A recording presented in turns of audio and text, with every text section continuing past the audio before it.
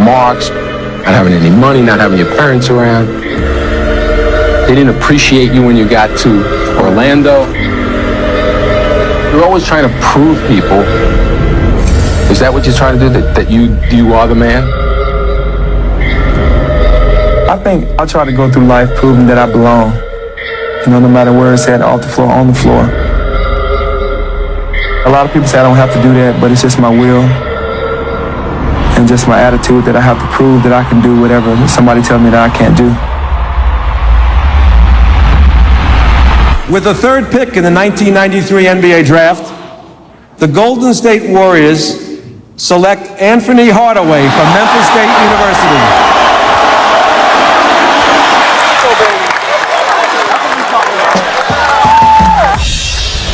A wonderful moment for Anthony Hardaway. You know, I'm not sure. I don't know if the league really knew what they were getting when they got Penny. 100 pounds from Memphis State. He was something new.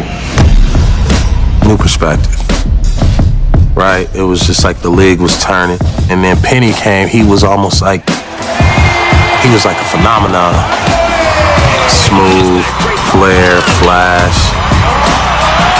Little Penny, the shoes. Call these shoes anyway. Yeah, Penny. Gotta have the whole swag. I guess you're going for the big numbers tonight, huh? Everything was just a fresh new approach. You know, it was different than Jordan. We've never really seen anyone else with his height handle the ball, play point guard, be that quick. So if you're a basketball fan and you don't know who Penny Hardaway is, I won't waste my breath telling you because you're not a basketball fan.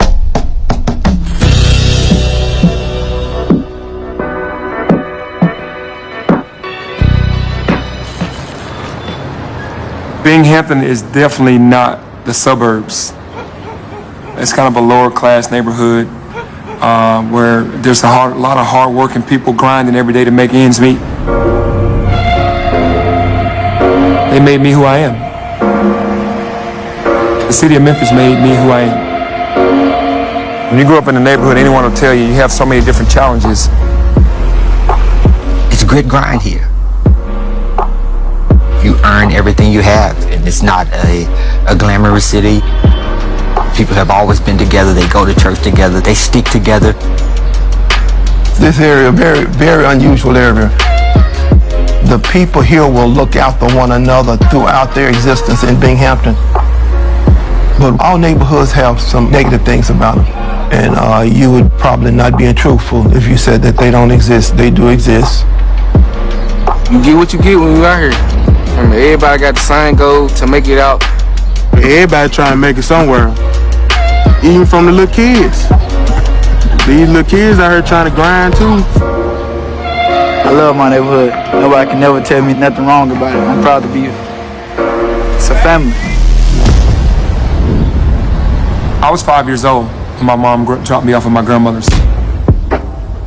She wasn't easy to live with. She was very strict, but the strictness came out of love.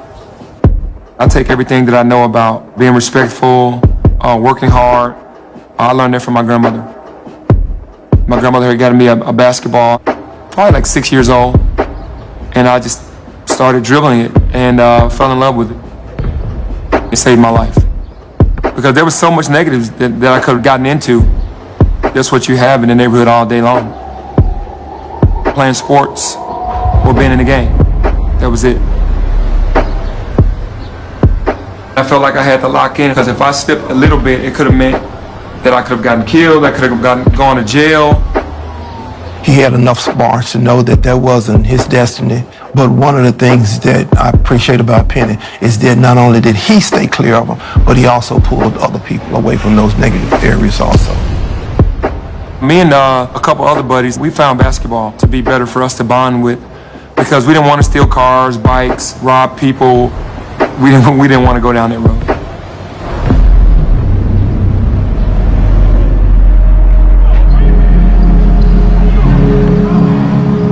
It's my personal opinion that if you give kids opportunities, if you provide them with encouragement, opportunities to be mentored, quality schools and good teachers, I've seen it happen countless times that they rise to the occasion every time. It's unstoppable.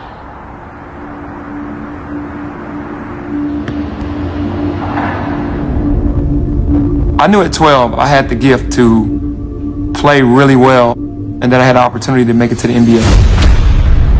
I could put people in place and then maneuver with my eyes what I thought those players were doing while I was making my move.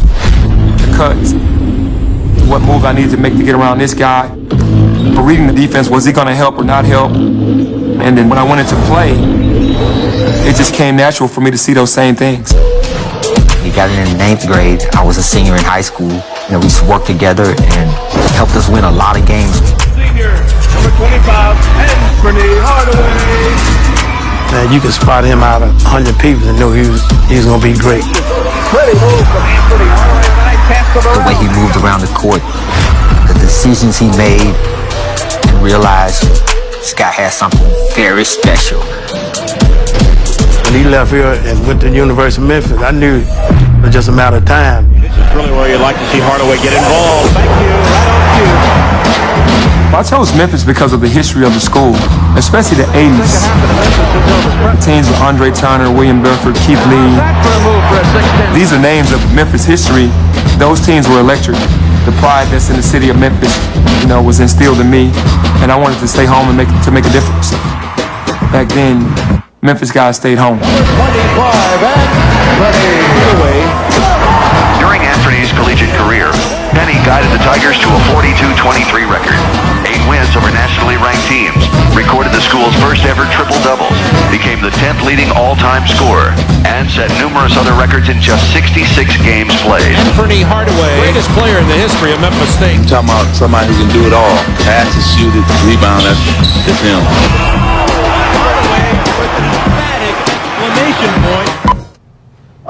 Talk about the decision to come out early, to forego the senior year. A tough decision for you? Pretty much, because you know, I really didn't want to leave Memphis State. Memphis State has been very good to me, the fans, the crowds, and also my family is there. But I had to make a decision on whether it was time for me to leave because of my grandmother, you know, and my mom. Neither one of them are getting any younger, so I want to repay them for what they've done for me, you know, all my life. I think I want to excel in all areas, the passing, the rebounding, the shooting percentage, the free throws, the defense. I think I'm going to work hard at all of them. Even if people tell me I'm doing good, I still want to work harder to be the best. That's the one thing that I like about Michael Jordan, Charles Barkley, Patrick Ewing, Magic. All those guys have the will to win, and you have to work hard to do it. I mean, they just didn't stop by letting people say, hey, you're good. You want to be better than good. You know, you want to be the best. That's what I'm trying to do. Going from the neighborhood to the university, and now you're saying, okay, I'm leaving all of this to be in the NBA. I mean, what more could I have asked for? The movie Blue Chips was really what took me over the hump, because I got a chance to play basketball with Shaquille O'Neal every day. Shaquille O'Neal was megastar, was the #1 pick in the draft the year before, tearing down backboards in the NBA, all-star in his first year. He was like the league at the time.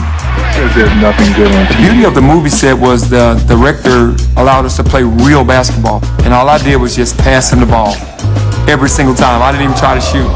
To let him know, hey man, this is what I'm going to do for you if I make it to the NBA and I play for your team. I had no idea who he was until the summer before he got drafted. So I get over to the gym. I'm trying to like really focus on playing and stay in shape. And this guy was just making the most beautifulest passes ever. And finally, after the third day, I asked, I said, who is this guy?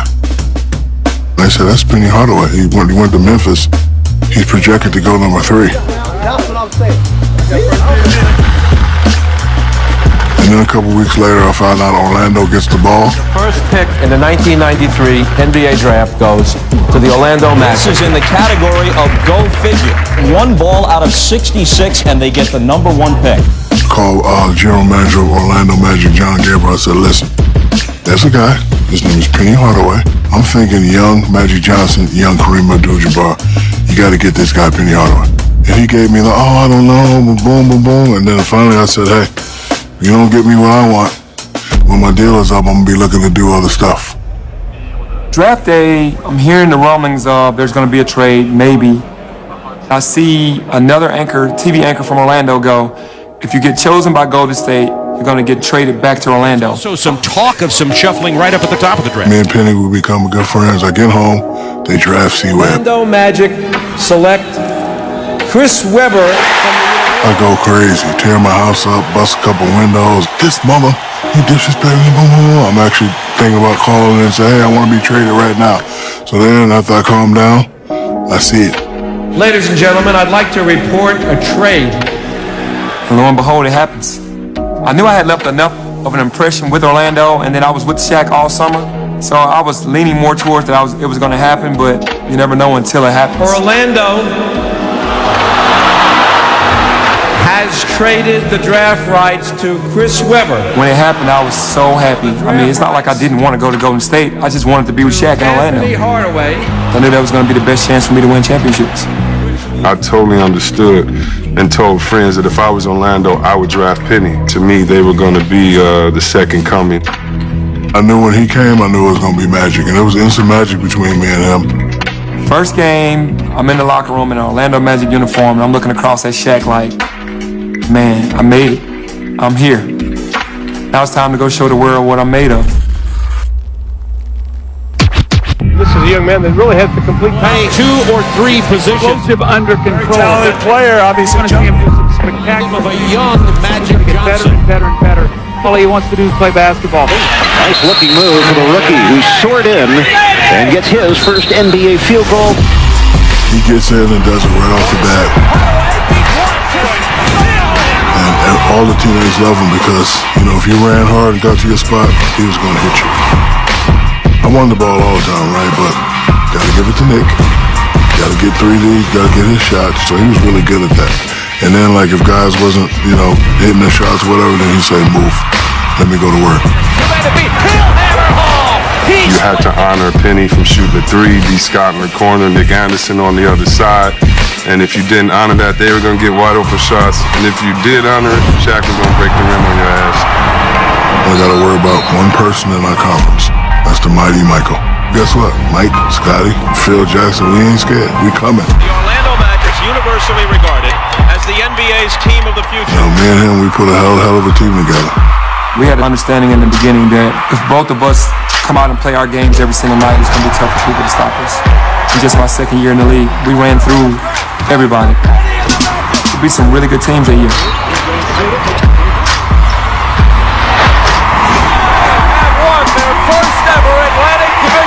And will have the home court advantage throughout the Eastern Conference. Boston Celtics, we felt like that was a series we should have won. To win in that building 2 times in a row, that's history. Second round, we got the mighty Chicago Bulls. Go on to the next series and beat the Bulls. That's humongous. We were the last team, if not the only team, to beat Michael Jordan in the playoff. You know what? Cherry on the Sunday. Now we can't have a lit down playing the Pacers because we just beat the Bulls. So we had a 7-game series against the Pacers. Made it tougher on ourselves than we should have, and ended up winning and blowing them out in Game 7. Get all the way to the finals. To go through those 3 rounds the way that we did to get into the finals, we had so much confidence. After you beat Mike and Scotty, you think you won a championship already. We were celebrating, we were partying, we had 10 days off. We knew we either had to play Houston or somebody, but we used to kill the West. So, like Houston, I think we beat them that year. So, don't matter who you come, we're going to beat them. We was just so happy. Welcome to the 1995 NBA Finals. 32-year-old Olajuwon is the NBA's best player. His team, its defending champion. All night long. Yo, they don't think they respect us either, yo. Let's show what's up. Let's show them what's up. Olajuwon. I think it was game 1. Game 1 where, we were up. We got cute. We had them down early and didn't go ahead and seal the deal and let them hang around too long. He got a piece of it, a second consecutive rejection. They came back. Smith for 3. And even though they came back, we got a chance to finish it. And a 3-point lead. Houston must foul right here. Now the foul call with 10.5 seconds to go.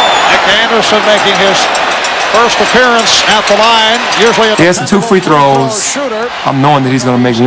This season, particularly in fourth quarters. Today, though, Orlando 12 of 15 at the line. And Anderson missing out. He missed both, but got his own rebound and got fouled again. Draws the foul. 7 and 7/10 seconds remaining. Get gets a rebound. All right, that's cool. Need one of these, though. Anderson will shoot 2 more. Now he misses the third. I put my head down. Like, come on, Nick. You know, you can make one. Penny Hardaway can't even look because he knows Nick is struggling. Misses 4 straight. If he had just made one of those, it would have given the Magic a hammerlock on this game. And from that point on, it went downhill. He's been on fire and hits. He's tied the game at 1. They came back and beat us in overtime. 6/10 seconds. Not blaming on him, it's all our fault, but I just think if he could have hit one of those shots, we'd have won and we'd have been like, okay. It was just the momentum of the whole entire series that just went their way. We knew that we were supposed to win those games. We win game 1, the series is over in our minds. Lose game 1, momentum left, and the series was over for us. They swept the entire series. In a weird way, it was the beginning of the end. They warned us before coming to the finals about, you can't do it right off, and, we really didn't believe it, and, the Houston Rockets proved us wrong.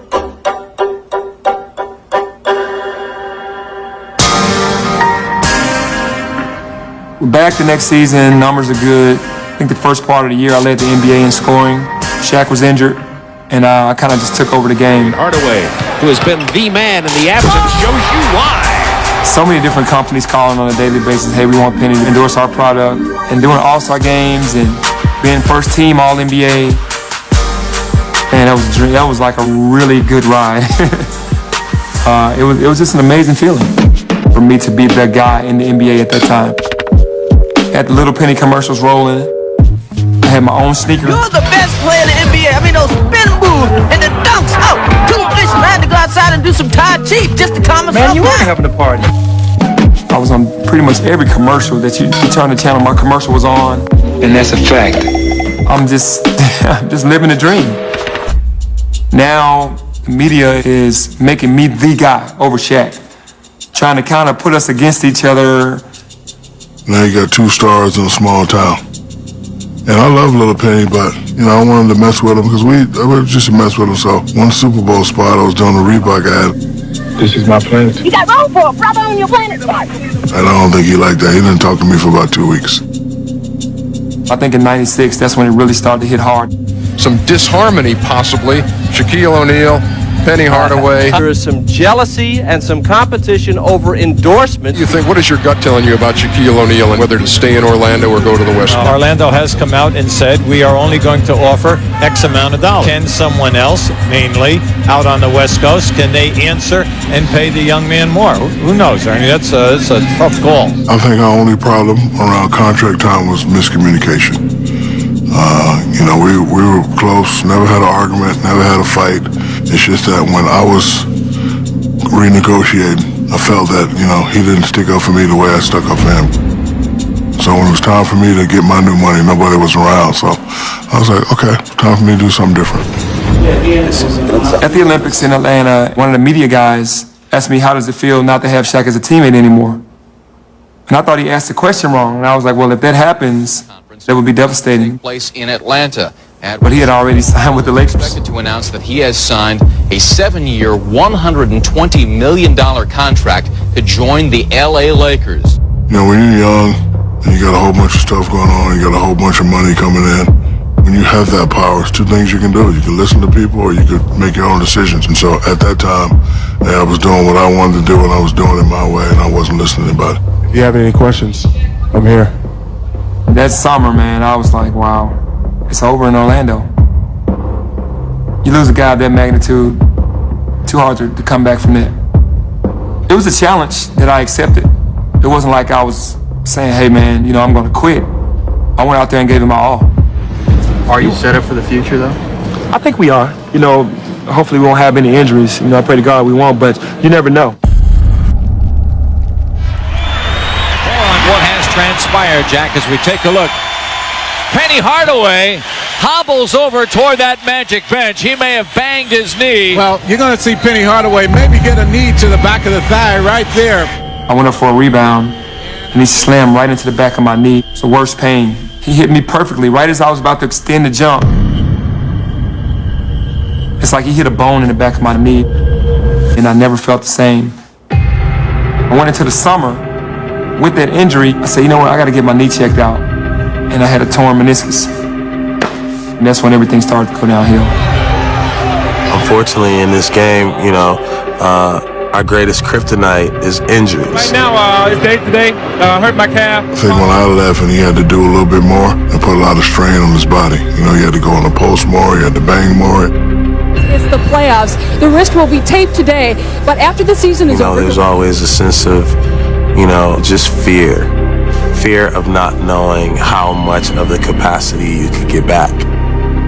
In Orlando, it got to a point where they just were fed up. They were like, you're faking injuries or you're staying injured too much. We're not going to give you the max contract. And I felt like I had earned it. I'll never forget Doc Rivers coming in and telling me, we're going to have to go around and sell people on liking me again. I didn't like that at all. And Phoenix was calling and saying, okay, we'll give you the max contract. And I chose Phoenix over Orlando. Go to Phoenix, have a great first year there. And I tear my meniscus again. But I just kept getting cortisone shots in my knee and I played every game. Even if you could get a cortisone shot and play a game, after the game you can barely walk. It used to take me 15 minutes to get out of my car. Just straighten my left leg out. Mentally I was gone because I was like, I can't overcome these knee injuries. Him averaging 10, maybe where that's good enough for a lot of other guys. Penny Hardaway doesn't average 10 points, and so he had rearranged his game to deal with his knee injuries, and he had been so spectacular before, maybe people couldn't accept the new Penny. I wasn't explosive. I couldn't run the same. My gait changed. Wasn't making All-Star games anymore. I said for me it was disappointing, because I wasn't getting the respect that I once had gotten. Hardaway on the bench. I went from being first team All-NBA to probably third team, and then after that, just off the map. I get traded from the Suns to the Knicks. Try to salvage some type of career. Penny comes right across. That ankle just rolls over. Then went to the Miami Heat. Like a year later, made that team, made the starting lineup. After that, I went back, tried out for a couple other teams. Nobody really took me seriously after that, though. It was like my name had already gone down, and I don't think anybody wanted to deal with it anymore. Like he was going to set all type of records there. And poof, he was gone.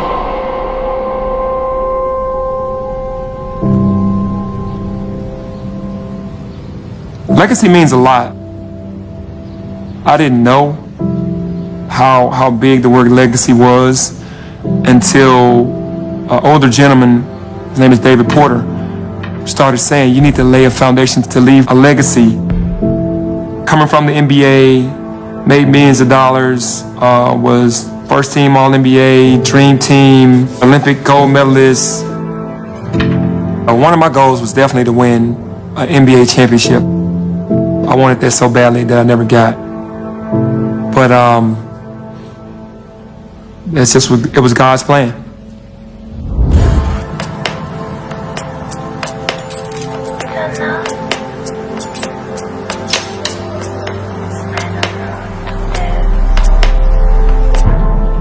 I got a phone call saying that Desmond was in the hospital. And he got diagnosed with stage 4 cancer. And they had given him 24 hours to live. I met Dez when we were in elementary school, really. He had this, charismatic attitude. He was always had energy. Little guy with a big heart. That's what he was. Desmond down here in a little bit of frame, and Penny way up there. That was different in their sizes, yeah. But they both had giant hearts. He didn't think anybody in the world could stop him on the court. We kind of competed against each other at the park, and that's how we kind of started being friends. Get formed on the court. Dez and Penny had such a love for basketball. From them being around each other so much and them talking basketball day in, day out, they just got this bond together. And I really feel it came from the love of basketball. We hadn't connected in like maybe 3 or 4 years. It just seems like life flashes. It flashed right in front of my eyes. Like, man, I took it back to when we were growing up, to me going to the NBA and seeing him periodically, now seeing him on his deathbed. it's hard to describe because you just don't foresee that as a young man.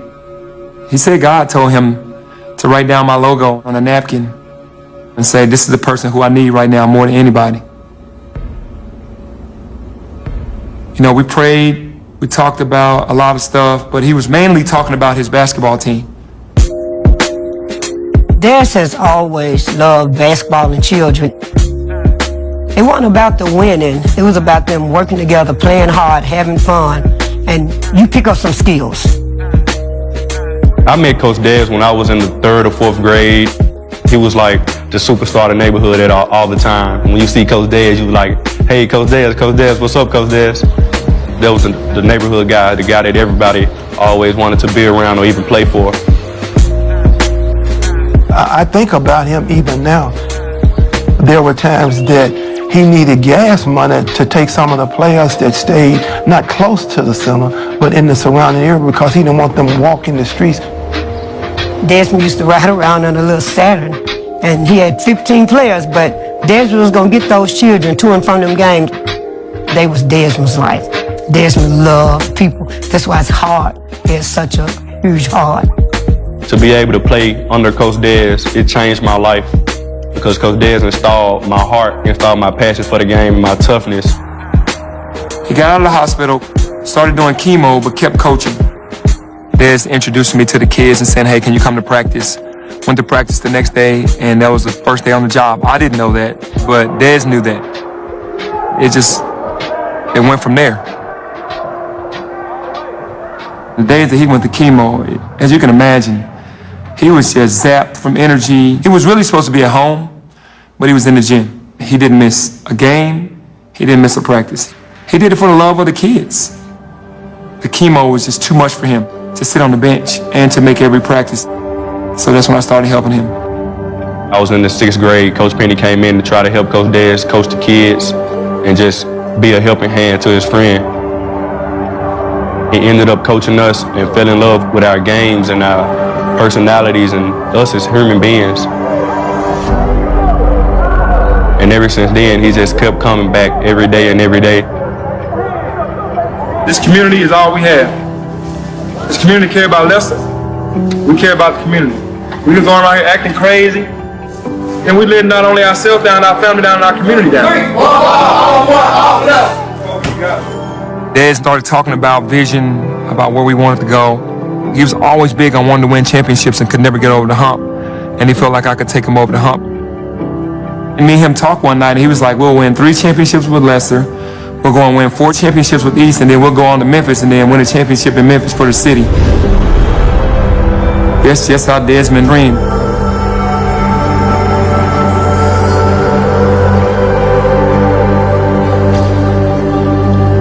I think that Des is possibly the only one that could have pulled Penny out of the business sector into the coaching sector. And, once Penny found out that Desmond needed him, he had no problem in joining Desmond.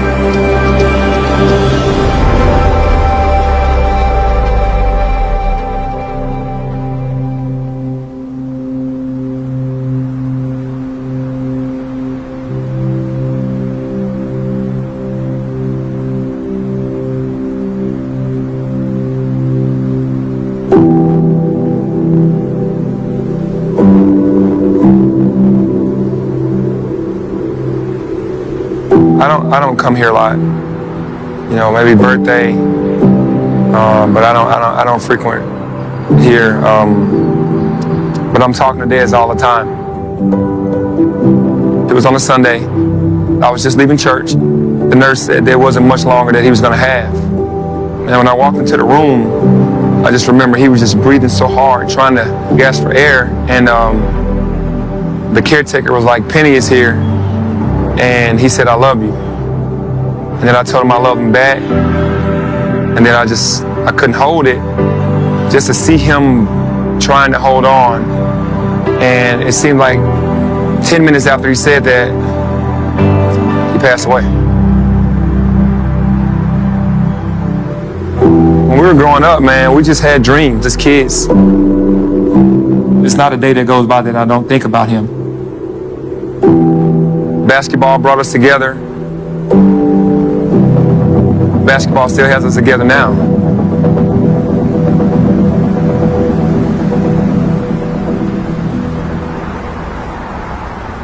Dez and I invested so much into the community because we saw these little boys as being us. We walked through the neighborhood, we walked the same halls. They were faced with the same adversities that we were faced with, and we were just trying to give them an easier path. We wanted to do that because we felt like that's what was right. Trying to help them become better people, better students, better basketball players. Honestly, it felt great to have a person like him in my corner, and I know that's going to have my back. I came when he was in 6th grade, Alex Lomax. He was the one that gravitated towards us most, and we just kind of grabbed him under our wing. Coach Dez and Coach Penny made me who I am today, and I know for 100% fact without them, I wouldn't even be as good of a basketball player or person as I am now. Dez still inspires me because I knew what his vision was. It was his legacy that he left behind of loving kids and giving back. It was his heart and passion that brought me back to the neighborhood to start doing this. And I'm just keeping it going. He was there for all the Lester championships, and he cried out to everyone because he was so joyous about wanting that for the neighborhood. After Dez passed, we won 2 championships with East, and we're on pace for a 3rd championship in a row.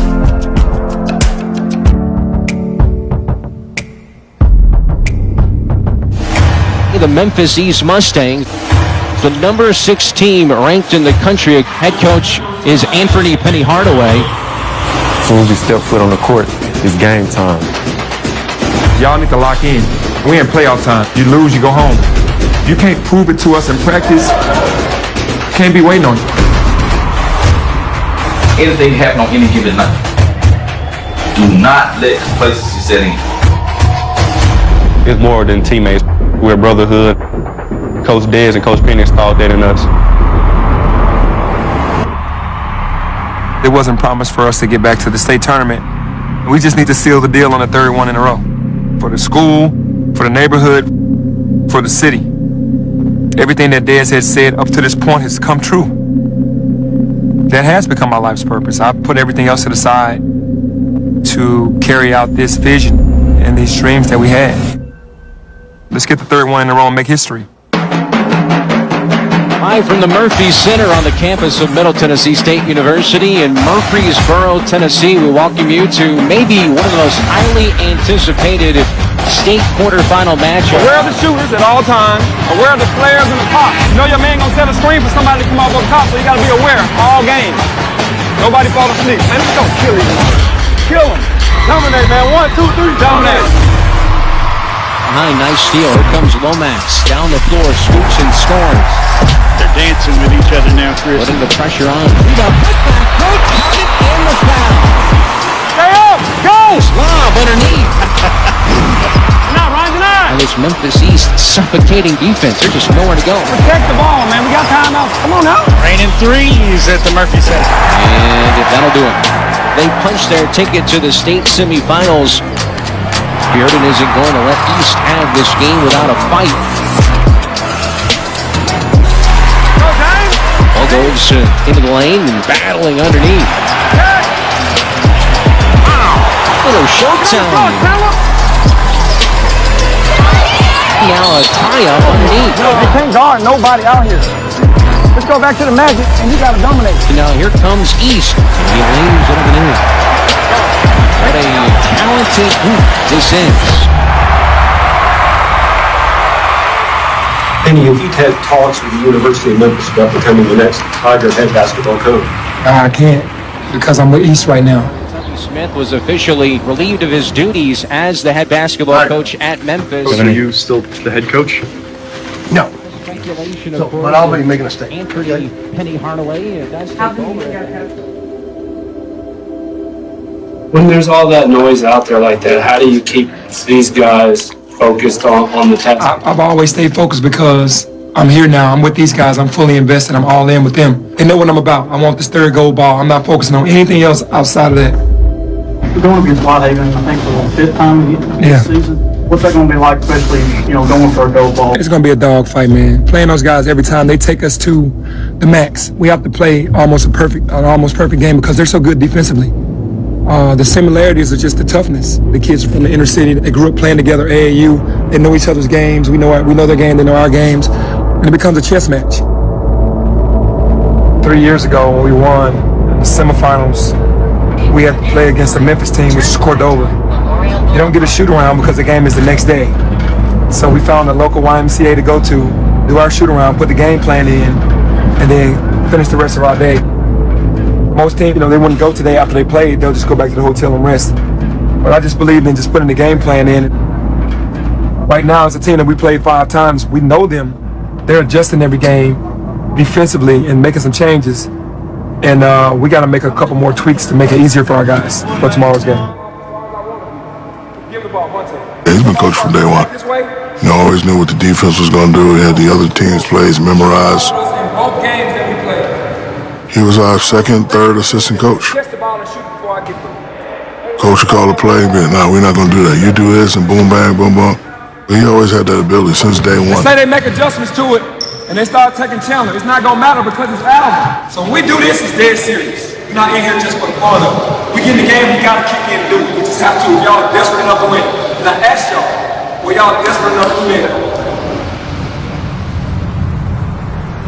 Desmond and I used to talk pretty much all day long the day before a big game to put the game plan together. In the championship, we really want to wear black. Desmond was big on, he loved black. That's why we all started getting the black uniforms. Those aren't the school colors, but we're still doing it for him. Big game today. We're gonna go out and take care of business. And now the starting lineup for today's championship game for Memphis East. Don't overlook this team because we won 4 times in a row. Go out there and play your heart out. We got to play them like we've never seen them before. We got to go all out. Rebound there for Alex Lomax. Ahead, behind the back. What a move inside and the slam. James Wiseman with 4 points. Harwell's shot is blocked. Nice play by Jones. Defense is the name of the game for Whitehaven, and they have shown it this week. They ain't gonna make no run on us, man. This is for the state championship, man. Fast-paced game. Time out! Time out! The place has been buzzing all week. 3 in a row. We ain't giving up nothing else easy. And ain't no foul. How bad do you want it? All of the accolades, the previous championships, the hype. All smiles on the Memphis East bench as they lead by 17, which is the largest lead of the afternoon. It's on back-to-back-to-back. State champion in AAA, the Memphis East Mustangs on top.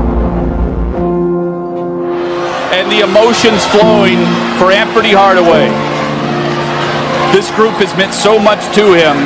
He has seen these boys grow up into young men. He coached them in Leicester Middle School and has seen it through, where one of his best friends growing up, Desmond Merriweather, who passed away way too early at the age of 41 from colon cancer, predicted this would happen. They wanted to coach together at Leicester Middle School and win state titles there, go on to high school and do it. And that prediction still holds true for Penny's great friend.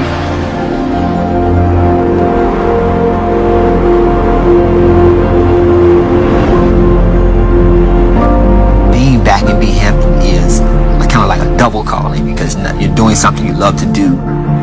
And that's teach basketball and coach basketball, but you're doing it in a community that you grew up in. When you learn, you teach. When you get, you give. It's easy to give your resources. So you make a lot of money. You can write a check. You can give to charity. You can give to your school. But the most precious thing that God gives you is your time. It's the one thing in this world you can never get back. So how you spend that time says a lot more about you, what you advocate for, what you do, who you pour into, how you pour into them. young guys that he's teaching, they're learning the most valuable lesson that they can learn. What it takes to win.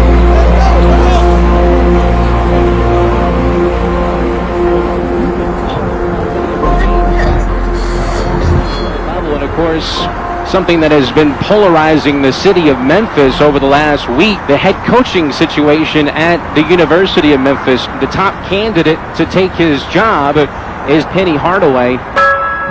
Can Penny Hardaway save Memphis basketball if that's the direction they go in? I think the consensus in Memphis is, why not? Good morning. What a great day to be a Tiger. I want to talk about the young man that I had a chance to talk consistently with the last 3 days. He's a champion. Everywhere he's been, everything he's done his best. He's an Olympian. He's an NBA All-Star. He was the finest high school player in the city. He was an All-American at the Tigers. He has been an incredible coach. And now his next move and legacy is to be the head coach at the University of Memphis. Please join me in welcoming Coach Penny Hardaway, Coach, Memphis Tigers.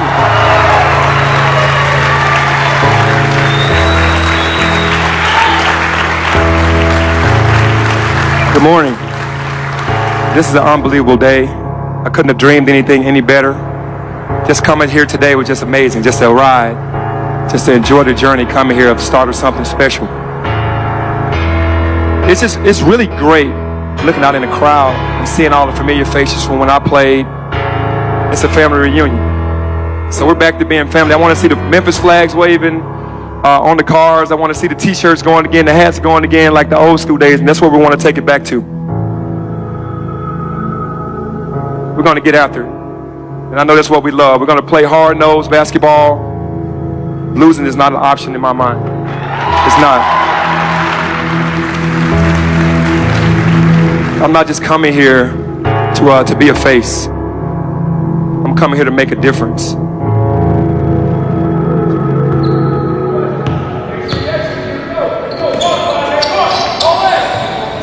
Good, Keith.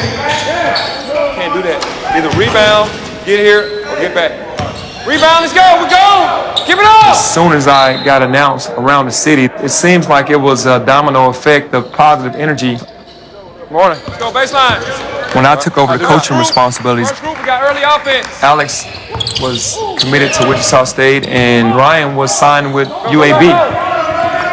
Once the change happened, those guys talked to each other and was like, hey, we'd rather stay at home. And for those two guys to be at home now in a Memphis uniform with me coaching, it's a dream come true for those kids. This is my first class. This is the first team that I'm coaching here. I'll never forget this group. I should be aggressive enough to get downhill to get the layup first. Lance is second. It's a special group because this is how I'm going to start my career, so I will never forget. Not one practice, not one game, not one little thing, one small thing, one big thing. I'll remember this. I'm going to soak this in. All right, hey, bring it in. To be able to get this reward, you got to keep learning. Outside of basketball, which most guys don't get a chance to get. To win 6 championships and then now also be the head coach at the University of Memphis. Not going to take a swag away from you. Just don't throw it away after you do it. It's a reward that, I really thank God for because it could have gotten worse for me after I retired, but it actually got better. Hey, Memphis on 3, family on 6. 1, 2, 3. 1, 5, 6.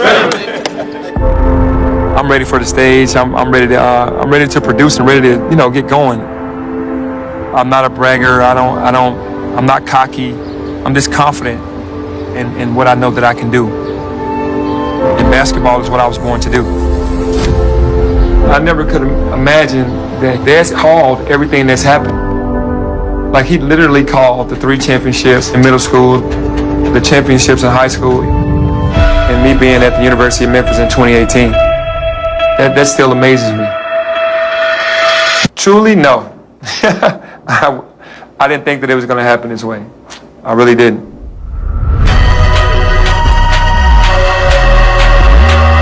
You never know what God has planned for you. I didn't know that this was planned for me, but it's been a beautiful ride. watching Penny grow up, I'm tremendously proud of all of these iterations of his life. He's Memphis' son. To grow up through a city, then to come back to be the leader, bringing life full circle. To me, he's just doing what he's supposed to do. He's doing what God told him to do, and that's go back and help those that were like you. Whether you're just a friend of his or a family member or somebody that needs to be picked up, he's always willing to give you the assist. That's who Penny is. I have a lot of love for him. He was the first guy to put me in position to be, ooh, Shaq's a hell of a player. Penny Hardaway, you owe me nothing. I owe you. I knew one day he would come back and do what he's doing right now. Penny is this neighborhood. If this neighborhood was a body, Penny would be the heart of it. That's what Penny has restored here. He has brought that heart back to the neighborhood. And so everybody feels like they're part of the body.